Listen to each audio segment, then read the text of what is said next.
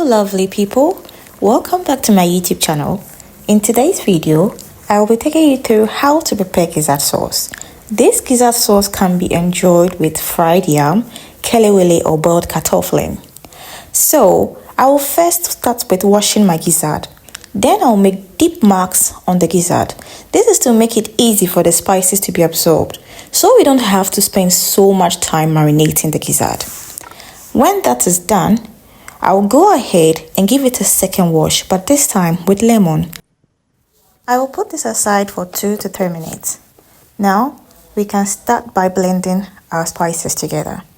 We are going to need some garlic, ginger, onion, red pepper. You can add spring onions if you want. Then finally, we can add other spices like rosemary, black pepper, white pepper. I'll do all to put each ingredient on the screen so you don't miss on any tiny detail.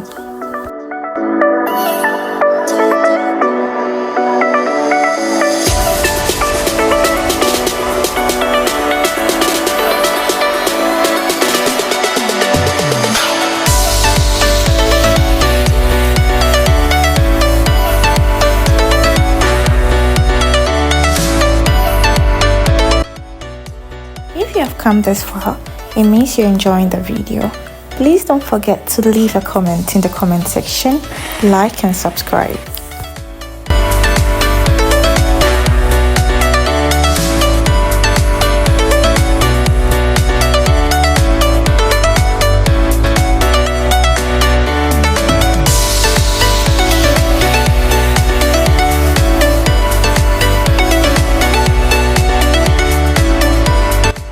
We marinated our gizzard for 30 minutes.